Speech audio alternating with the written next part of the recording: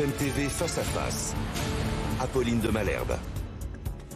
Il est 8h32 et vous êtes bien sur RMC et BFM TV. Bonjour Dominique Schelcher. Bonjour Apolline de Malherbe. Vous êtes le patron des magasins U, président de Système U.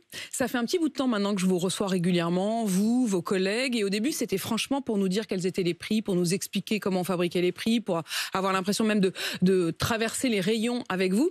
J'ai de plus en plus l'impression d'inviter des politiques. Parce que ça y est, vous êtes pris dans le jeu politique. Vous avez d'ailleurs des réunions à gogo avec les ministres, voire même la première ministre. Ce sera le cas cet après-midi à 17h30 pour parler des prix du carburant. Et ma première question, elle est très simple, Dominique Schelcher. Vous représentez 860 stations essence en France. Et votre pub, on la voit partout dans les journaux, sur les panneaux, c'est « Il n'y a pas moins cher qu'un prix coûtant, c'est mathématique ». Bah si, il y a moins cher. C'est la vente à perte.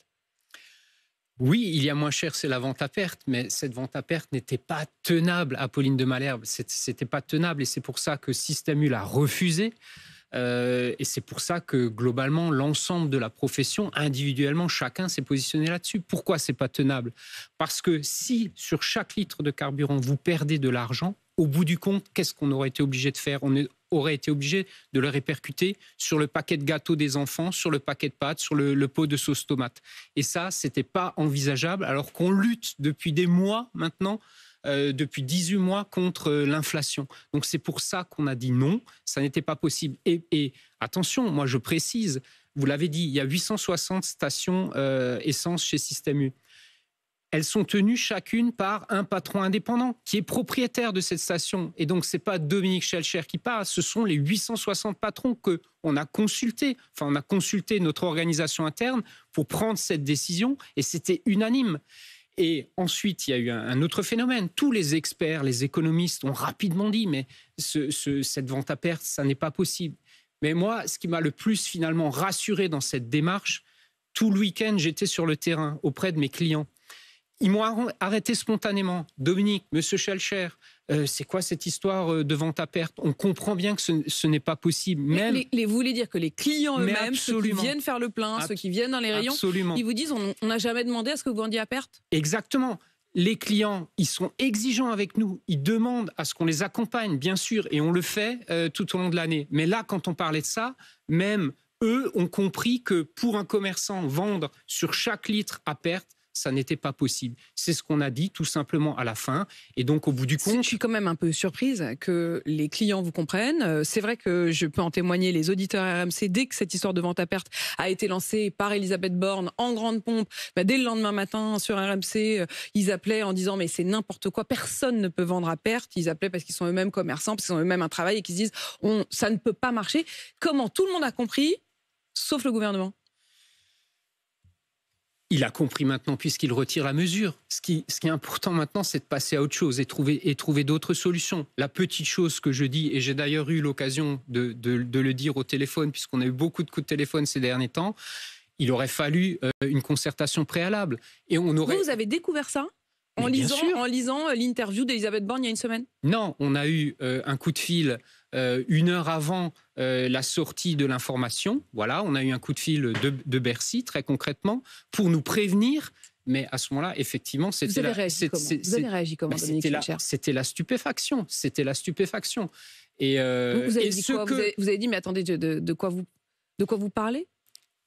On a tout de suite compris, en tout cas de notre côté, que ce ne serait pas possible à cette échelle-là. Et donc, vous n'aviez jamais eu cette discussion? Jamais, mais jamais. C'est ça. Elisabeth Borne, elle est venue plusieurs fois dans vos magasins, les ministres aussi. Jamais vous n'avez eu cette discussion. Jamais ils vous ont dit tiens, la solution c'est la vente à perte. Jamais on a eu cette discussion. Et c'est ça, moi, simplement, à la fin, que je regrette. C'est je pense que si on avait eu un petit coup de fil avant, est-ce que vous le souhaitez? Est-ce que voilà, on en aurait discuté et je pense que la chose se serait dégonflée avant. Ça n'aurait pas été tel camouflet politique parce que c'est quand même. Écoutez, il y a une proposition qui est faite. Elle n'est pas retenue par les acteurs économiques et tous les observateurs. Et encore une fois, même les clients disent bon, ça va pas. On ne la retient pas, la proposition est abandonnée, on passe à autre chose et on cherche d'autres solutions. Alors justement, moi je le vois comme ça. On va chercher d'autres solutions, vous allez nous dire quelles sont les pistes, vous avez rendez-vous à nouveau, et peut-être que cette fois-ci vous allez en discuter un peu en amont, vous avez rendez-vous à nouveau à 17h30 tout à l'heure à Matignon avec Elisabeth Borne pour tenter de trouver d'autres solutions. On va vers quoi? On va vers des opérations de carburant à prix coûtant, mais ça ne sera pas du prix coûtant permanent. Beaucoup de journalistes m'appellent en disant « Alors, Système U, vous allez vendre tout le temps le carburant à prix coûtant maintenant suite à l'appel du président de la République ?» La réponse, elle est non, parce que ça, on ne le peut pas non plus. Même si nos marges sont faibles, on redit les choses, il faut être précis. 2 centimes en moyenne au litre, d'accord ? Donc, on peut faire régulièrement des opérations à prix coûtant. La prochaine est annoncée. 2 centimes au litre, je veux juste qu'on comprenne bien de quoi il s'agit. 2 centimes au litre, c'est votre marge. C'est notre marge. C'est ce que vous prenez dans les stations U, en gros. C'est ce qu'on prend. Et d'ailleurs, c'est pas moi qui le dis. Il y a un article qui est paru hier qui dit « Le carburant est le moins cher en France chez Système U et chez Leclerc ». Donc, c'est bien la preuve que c'est chez nous que ce sont les marges les plus faibles. Donc, c'est à environ 2 centimes. Cette marge, elle couvre quoi ? Il faut expliquer. Elle couvre le salaire de la pompiste, elle couvre l'électricité, elle couvre la maintenance. Une station, il y a beaucoup de travaux d'entretien en permanence, il y a de la sécurité, ça coûte cher. Et ça couvre aussi le remboursement de l'investissement de la station. Ça, tout le monde l'oublie. Donc, on peut faire régulièrement des opérations à prix coûtant. On prend sur nos marges pour accompagner les Français. On l'a fait cet été. On le refait le premier week-end d'octobre. Et il y aura un engagement complémentaire, mais ça ne peut pas être en permanence. Et le gouvernement, qu'on a eu beaucoup depuis hier, suite à l'annonce du président de la République, on a eu Bercy, les conseillers. La demande qui nous est faite, ce sont bien notamment des week-ends à prix coûtant qui se multiplient pour accompagner les Français. Ça veut dire à quelle fréquence ? Donc vous nous confirmez d'abord que le premier week-end d'octobre, il y aura bien une opération prix coûtant dans vos magasins. Il y en aura potentiellement d'autres, quoi. On peut s'imaginer qu'il y aura un week-end par mois à prix coûtant dans les mois qui viennent ? C'est la réflexion qui est en cours chez Système U. Je garde la primeur à la Première ministre à 17h30, d'autant plus... Je suis vexée. Apolline de Malherbe. Alors là, Dominique Schelcher, je suis vexée. Mais non, mais je vais vous dire un truc. J'ai deviné en même temps. C'est très démocratique chez Système U. En sortant de cette interview, je rejoins un groupe de travail de mes collègues tout à l'heure où on va décider ensemble. De vos collègues, quand vous dites vos collègues, ce sont les autres patrons de magasins, puisque vous-même vous avez 2 casquettes, patron de Système U en général et patron de votre propre magasin qui est en Alsace. Je ne décide pas tout seul. D'ailleurs, moi, j'ai aussi une station, mais on se réunit tout à l'heure, on va décider ensemble et c'est cette décision-là que je communiquerai ce soir à la Première ministre. Mais comme piste, est-ce que vous allez voir si vous le confirmez ou non en discutant avec vos collègues, comme vous dites, ce serait éventuellement un week-end par mois d'opération à prix coûtant. Des week-ends régulièrement en fonction de ce qu'on décidera. Emmanuel Macron qui dit « personne ne doit profiter de cette crise ». Ça sous-entend qu'il y en a quand même. Alors, moi j'ai été frappé par les propos du président de la République qui allaient en fait dans le sens qui est le nôtre depuis des mois. À ce micro même, il y a encore quelques semaines. Moi, je pense, notre idée chez Système U, c'est quoi ? C'est que l'inflation est lourde pour les Français, bien évidemment. Elle est lourde pour eux. On contribue à lutter contre cette inflation. C'est nos opérations à prix coûtant. Vous les avez citées au départ, notamment dans l'alimentaire. Avant même le carburant, notre panier, 150 produits prix coûtant. On ne prend plus de marge là-dessus.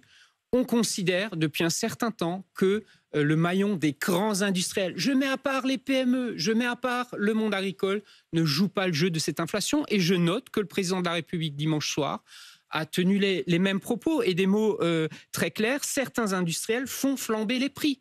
Et je le crois. Et d'ailleurs, l'INSEE, l'Institut national des statistiques, dit depuis maintenant plusieurs trimestres que les marges dans l'agroalimentaire de ces très grands industriels sont extrêmement élevées. Mais j'ai du mal à comprendre une chose. On va être très concret, Dominique Schelcher. Vous, vos collègues, Leclerc, Carrefour, vous dites, Intermarché pareil, vous dites depuis des mois que personne, en gros, ne joue le jeu du côté des grands industriels.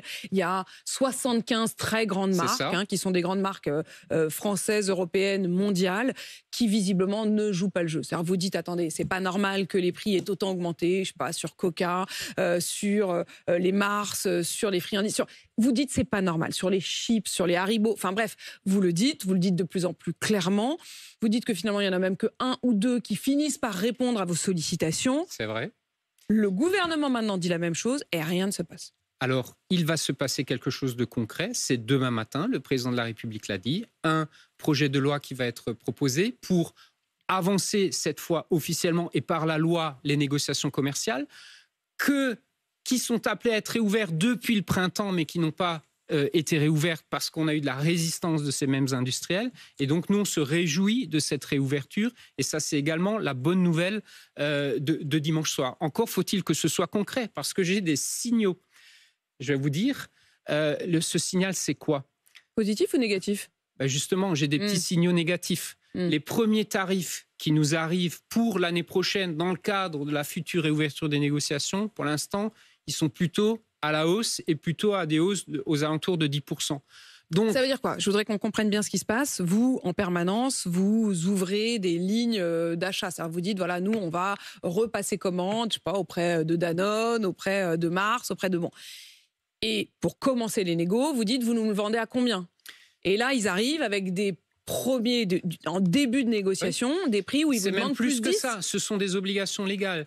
Le fournisseur doit nous, c'est de la technique là, doit nous envoyer ses conditions générales de vente et puis son tarif pour l'année qui vient. Et les premiers tarifs qui arrivent sont encore à la hausse. Et tout l'objet des négociations va être de trouver le plus juste prix pour nos consommateurs et si possible de la baisse. Alors, la semaine dernière, nous avons tous été reçus, nous et d'ailleurs les industriels, à l'Assemblée nationale, devant la Commission des affaires économiques. Et j'ai noté les propos des grands industriels qui disent « Nos tarifs arriveront cette année entre moins 2% et plus 10%. » Et donc, nous, notre mission de commerçant, ce sera de trouver la meilleure baisse dans cette fourchette-là. Avec potentiellement des véritables baisses, c'est-à-dire des moins 2%. Absolument. Donc, il y a quand même des signes favorables. Je rajoute, pour être totalement complet, un autre signe favorable depuis la dernière fois qu'on s'est vu. Il y a dans les contrats actuels qu'on applique toute l'année des clauses d'indexation. Une clause d'indexation, ça veut dire quoi? Ça veut dire si une matière première baisse, il y a des clauses qui prévoient dans l'année déjà de baisser. Depuis ces dernières semaines, on a des signes positifs à la baisse sur un certain nombre de produits. Alors Emmanuel Macron, il va plus loin. Il a d'abord fini par accepter une demande que vous énonciez depuis très longtemps maintenant, qui était de rouvrir d'avancer les négociations commerciales. Oui. Je rappelle les règles du jeu, mais je crois qu'on les connaît bien maintenant. Normalement, c'est une fois par an que vous négociez en France et vous avez jusqu'au 1er mars pour vous mettre tous d'accord à la table des négociations sur les prix.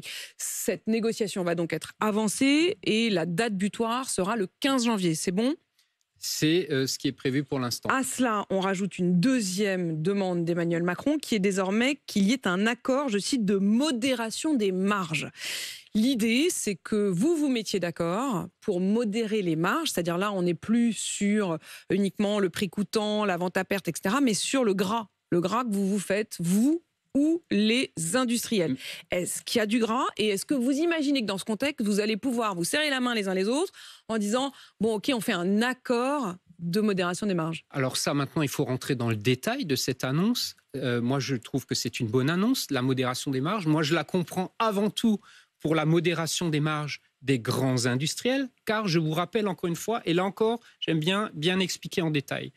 Quand un client vient dépenser 100 € dans un magasin U, il reste aux commerçants entre 2 € et 2,50 €. Si vous achetez un panier de produits 100% du même très grand industriel, il va lui rester 15, 16, 17, 18 €. Au niveau international, ça peut même être plus. Ça veut dire que sur la fabrication d'un prix, vous prenez 2-3 € sur 100 €. Sur un panier, il reste 2 €. Et que l'industriel lui-même, c'est-à-dire, encore une fois, je redonne des marques pour qu'on comprenne, c'est pas théorique, c'est très pratique, c'est Danone, Unilever, Coca. Eux, c'est environ 15 € sur 100 € d'achat. Exactement. C'est en moyenne, et ça a encore été dit par les industriels eux-mêmes à la commission de la semaine dernière devant nos parlementaires, c'est en moyenne 5 à 6%, donc sur 100 €, c'est 5 ou 6 € de marge qu'on pourrait réduire. La marge dans la chaîne la plus faible, elle est bien, quand on compare ces acteurs-là, chez nous. Et donc, pour moi, la modération des marges, elle est sur les plus grosses marges. Et j'espère que c'est ça dont on va discuter. En tout cas, nous, on est prêts à faire toute la transparence. On l'a fait déjà. Il existe un rapport chaque année qui s'appelle l'Observatoire de la fabrication des prix et des marges. On donne tous nos éléments là-dessus. Ils sont publics. Voilà. Donc, on a chez U particulièrement rien à cacher. Dans une dépêche à mes confrères de l'agence France Presse hier, qui interroge des conseillers, vous savez, les conseillers de l'ombre d'Emmanuel Macron, il y en a un qui s'exprime et qui dit, d'après mes confrères, « Monter le ton auprès de la grande distribution, réputée coriace dans les négociations, c'est d'autant plus efficace que c'est crédible. » En gros, il donne un peu les coulisses. il laisse entendre que vous tapez dessus, ça fait monter la cote du président parce que vous avez bon dos, vous êtes ceux qui êtes vus par les Français comme, voilà, vous faisant un peu de marge, vous faisant un peu de gras. Mais écoutez, non, on vient de donner les chiffres. Nous, notre boulot, c'est quoi ? C'est de satisfaire nos clients, de les accompagner et dans cette période d'inflation, de trouver le plus juste prix pour que les Français puissent s'en sortir. Et on peut encore en reparler. Vraiment, il y a des signaux inquiétants cette rentrée sur cette consommation. Donc notre boulot, c'est celui-là, loin des caricatures, loin de dire que c'est chez nous qu'il y a plus de marge. Les chiffres sont là, on les donne, c'est transparent. C'est pas chez nous, dans la grande distribution française, qui a le plus de marge, parce que notre obsession, c'est l'accompagnement du consommateur. Dominique Schelcher, je vais revenir dans un instant sur les menaces que brandit Emmanuel Macron si vous ne jouiez pas le jeu. Mais puisqu'on est dans la fabrication des prix et dans les prix qu'on vous propose du côté des industriels, est-ce que vous pouvez nous indiquer s'il y a, oui ou non, des produits de la vie quotidienne dont les prix vont baisser dans les semaines qui viennent ? Oui, il y a un coup d'envoi depuis maintenant quelques semaines. D'abord sur la marque distributeur, depuis le mois de juin chez nous, il y a des produits à base de papier, les conserves à la fois de légumes ou notamment le thon, c'est des très grosses ventes à la rentrée, le thon. Ce sont des produits qui baissent. Il y a des céréales, certaines céréales qui baissent. Donc le coût est parti. Ça représente maintenant pas loin de 1000 produits chez nous depuis le mois de juin en plusieurs vagues. Il y a d'autres bonnes nouvelles, des indexations qui commencent à se mettre en route. Il y a des industriels de bonne volonté. Je les salue, je les remercie. Bravo pour leur collaboration. Lesquels ? Est-ce que vous pouvez donner des marques ? Je veux pas. Parce que vous voulez pas donner les marques quand ça va pas, mais au moins dites quand ils jouent le jeu. Mais il y a des gens comme, je l'avais déjà dit, comme Danone par exemple, qui sont constructifs, des gens comme Bell par exemple, qui sont constructifs dans la discussion, qui tiennent compte des évolutions. Même un grand groupe français qui est parfois critiqué, c'est Lactalis. Ben voilà, on a un dialogue en ce moment, constructif. ils jouent le jeu. Voilà, on a un dialogue constructif avec ces fournisseurs-là. Donc je les salue. Et donc il y a des clauses. Et donc ça va se répercuter dans les semaines qui viennent. Donc plus que jamais, nos consommateurs doivent regarder de près les étiquettes prix en rayon. Et je peux vous dire qu'ils le font plus que jamais et ne se trompent pas des enseignes qui sont pas chères et celles qui le sont plus. Je le disais, votre journée, elle va être ponctuée par ces rencontres avec vos collègues qui eux-mêmes vendent du carburant. Et le point d'orgue, ce sera à 17h30 avec cette réunion, oui. Dominique Schelcher face à Elisabeth Borne. Il y a quand même une menace qu'a brandi Emmanuel Macron. Il a d'ailleurs utilisé le mot menace. Il vous menace très directement de remettre quand même les opérations de vente à perte dans la loi si vous ne jouiez pas le jeu. Est-ce que ça changerait quelque chose concrètement pour vous ou est-ce que c'est une menace totalement qui n'a pas de concret puisque s'il vous menace de le mettre dans la loi, pour autant ça ne vous obligera pas à le faire? C'est ça, jusqu'à présent, de toute façon, la semaine dernière, dans nos discussions, c'était une mesure qui nous était... Je voulais dire fantaisiste, pardon, mon cerveau a fonctionné avec un peu de recul. C'était une mesure qui était mise à notre disposition et qu'on s'en empare. Et la réponse la semaine dernière, en tout cas la nôtre, ça a été... Système U ne s'en emparera pas. Donc si la mesure revient et qu'elle est proposée, on ne s'en emparera pas. Pour les raisons que j'ai expliquées, ça n'est pas tenable de vendre à perte sur chaque produit. Un commerçant n'est pas fait pour vendre à perte. Donc c'est une menace qui n'a aucun sens. Enfin, ça ne vous inquiète pas plus que ça. Ça vous menace de rien du tout. Moi, ce que je souhaite, c'est que dans les discussions des heures qui viennent, on trouve des solutions. Comment on règle les problèmes? On met tous les acteurs autour de la table et chacun doit faire un petit geste.